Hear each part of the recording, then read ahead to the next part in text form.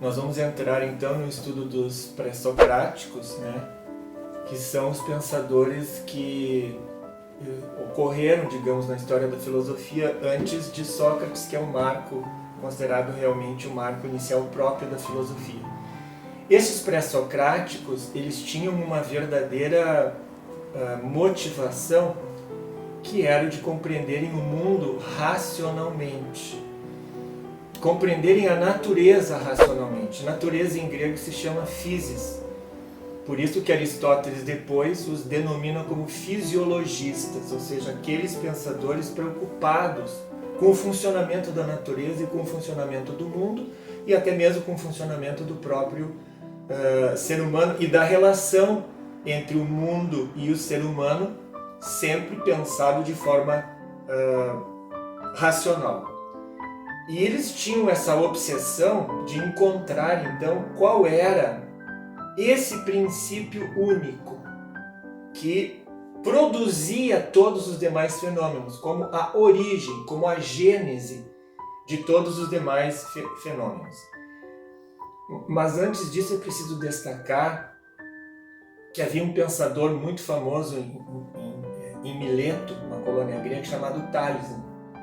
E quando passaram a defini-lo como sábio, Zofos, ele nos legou a grande virtude que deve acompanhar todo homem e toda mulher de conhecimento, que é humildade. Ele disse: eu não sou sábio ainda, eu sou philos Zofos, eu sou amante do saber.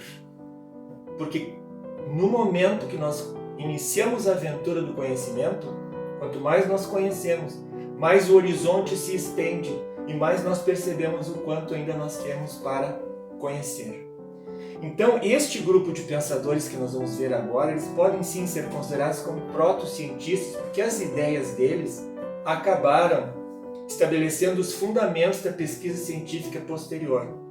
E nós temos aqui, então, o importante não é nem gravarem o nome dos pensadores, dos cientistas, mas sim as ideias que efetivamente eles trazem consigo. Então, o primeiro deles é Anaximandro, e ele é fascinado pela água. Ele diz que o princípio único, a origem de todos os fenômenos é a água.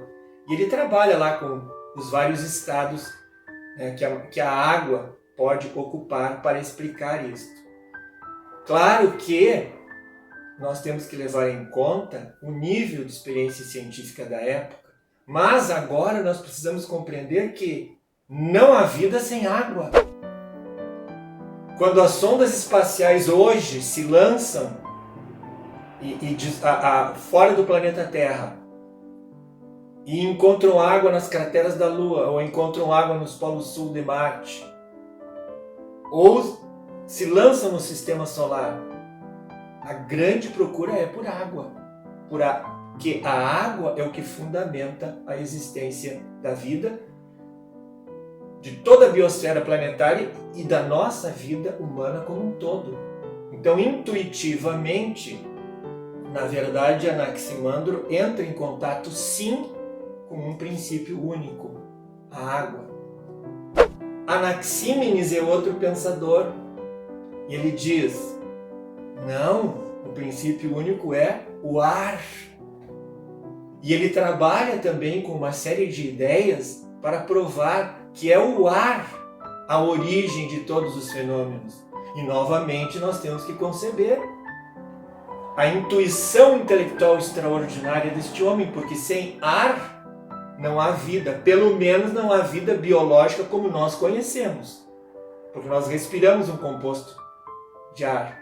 O planeta Terra é recoberto por uma atmosfera sem a qual não haveria vida nenhuma no planeta.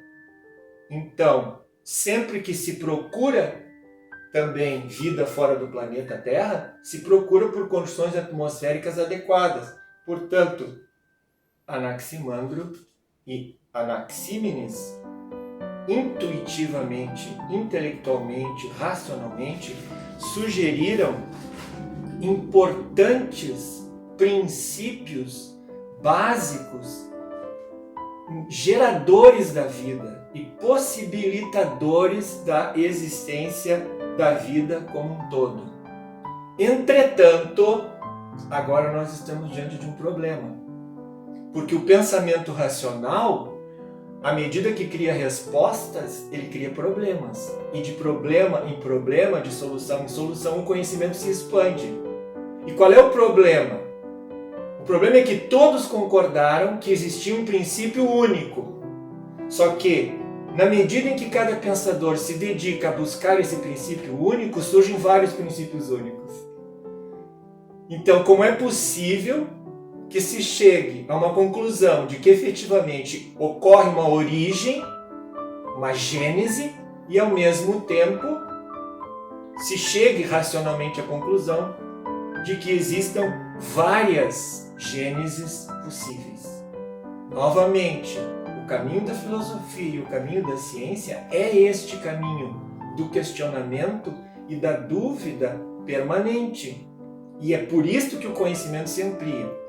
Séculos depois, o cristianismo vai afirmar que esse princípio único é Deus e não se opõe a essa ideia.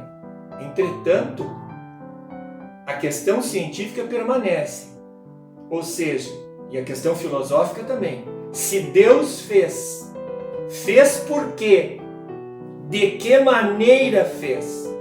Se a filosofia se preocupa em dizer o quê, ou o porquê, qual é a finalidade, a ciência vai se preocupar com o como fazer, para quê? Para melhorar a vida humana sobre a Terra. Então, um princípio, na verdade, não anula o outro. Eles, de certa forma, se complementam entre si.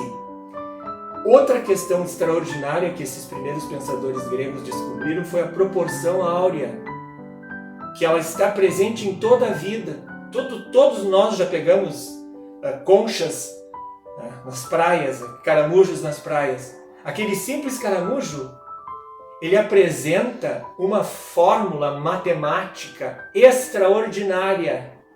Não há nenhuma folha na biosfera planetária que não obedeça a uma estrita fórmula matemática.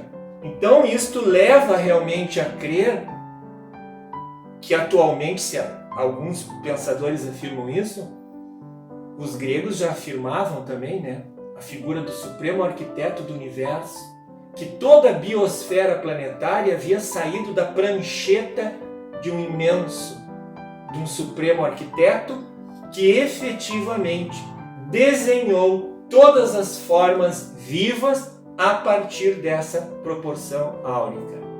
Isso vai nos levar ao próximo momento, que é a descoberta ou a afirmação da matemática.